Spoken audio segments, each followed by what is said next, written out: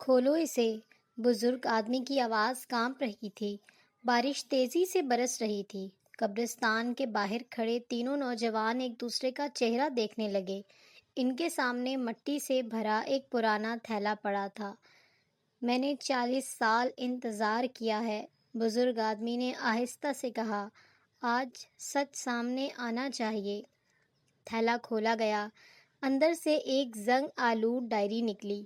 پہلا صفحہ کھلا اور اگلے ہی لمحے بزرگ آدمی زمین پر بیٹھ گیا، کیونکہ ڈائری کے پہلے صفحے پر اس کا اپنا نام لکھا ہوا تھا۔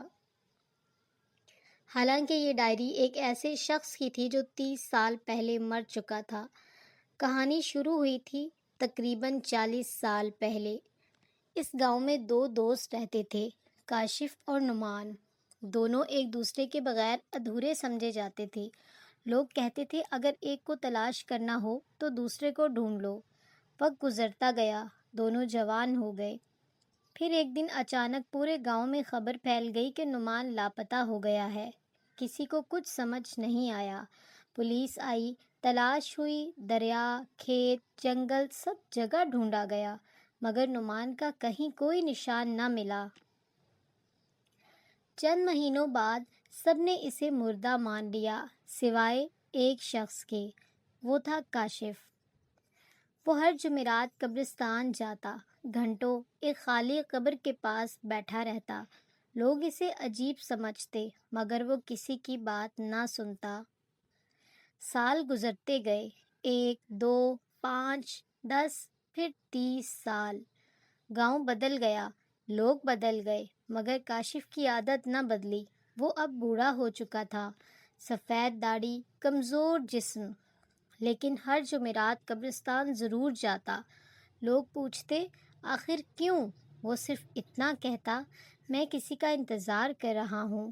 پھر ایک دن بارش کے بعد قبرستان کی پچھلی دیوار گر گئی۔ مزدور صفائی کر رہے تھے کہ انہیں مٹی میں دبا ہوا ایک پرانا تھیلا ملا۔ گاؤں میں شور مچ گیا، لوگ جمع ہو گئے، اور اسی لیے آج کاشف وہاں کھڑا تھا۔ ڈائری کے صفحات کھولے گئے۔ پہلے چند صفحات عام تھے، پھر ایک صفحہ آیا۔ تاریخ تھی نعمان کے غائب ہونے سے ایک دن پہلے کی۔ اس پر لکھا تھا، اگر میرے ساتھ کچھ ہو جائے تو جان لینا، میں اپنے سب سے بڑے راز کے ساتھ جا رہا ہوں۔ مجمع خاموش ہو گیا۔ اگلا صفحہ کھولا گیا۔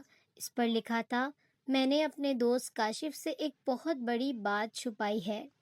سب کی نظریں کاشف پر جم گئیں۔ اگلے صفحات میں سچ آہستہ آہستہ سامنے آنے لگا۔ نعمان شدید قرض میں ڈوب چکا تھا۔ وہ کسی کو بتا نہیں سکا، یہاں تک کہ اپنے بہترین دوست کو بھی نہیں۔ وہ شرمندگی محسوس کرتا تھا۔ اسے لگتا تھا کہ اگر حقیقت سامنے آئی تو لوگ اس کا مذاق اڑائیں گے۔ پھر اس نے گاؤں چھوڑنے کا فیصلہ کر لیا، خاموشی سے، بغیر کسی کو بتائے۔ مگر اصل راز ابھی باقی تھا۔ آخری صفحات میں لکھا تھا، کاشف، اگر کبھی تم یہ ڈائری پڑھو تو جان لینا کہ میں تم سے ناراض نہیں تھا۔ میں صرف اپنی کمزوریوں سے بھاگ رہا تھا۔ تم نے ہمیشہ میرا ساتھ دیا، مگر میں سچ بولنے کی ہمت نہیں کر سکا۔ یہ پڑھ کر کاشف کی آنکھوں میں آنسو آ گئے، مگر پھر سب چونک گئے، کیونکہ آخری صفحے کے ساتھ ایک خط بھی رکھا تھا۔ خط کبھی کھولا ہی نہیں گیا تھا۔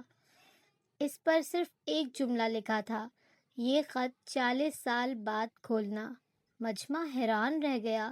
خط کھولا گیا، اندر صرف 2 سطریں لکھی تھیں، جس دن یہ خط کھلے گا میں شاید اس دنیا میں نہ رہوں، مگر اگر کاشف زندہ ہو تو اسے بتا دینا کہ دوستی میری زندگی کی سب سے قیمتی چیز تھی۔ کاشف پھوٹ پھوٹ کر رونے لگا۔ پھر اس نے لوگوں کی طرف دیکھا اور کہا، تم سب سمجھتے رہے میں ہر جمعرات اس کی قبر پر جاتا تھا، مگر حقیقت یہ ہے کہ وہاں کوئی قبر تھی ہی نہیں۔ سب حیران رہ گئے۔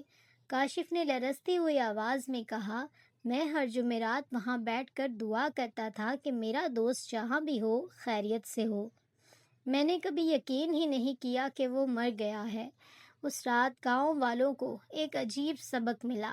کبھی کبھی لوگ ہم سے اس لیے دور نہیں ہوتے کہ وہ ہمیں چھوڑنا چاہتے ہیں، بلکہ اس لیے کہ وہ اپنی کمزوریوں، اپنے ڈر اور اپنی شرمندگی سے بھاگ رہے ہوتے ہیں۔ اور بعض اوقات ایک سچا دوست برسوں بعد بھی دل میں وہی جگہ رکھتا ہے جو پہلے دن رکھی تھی۔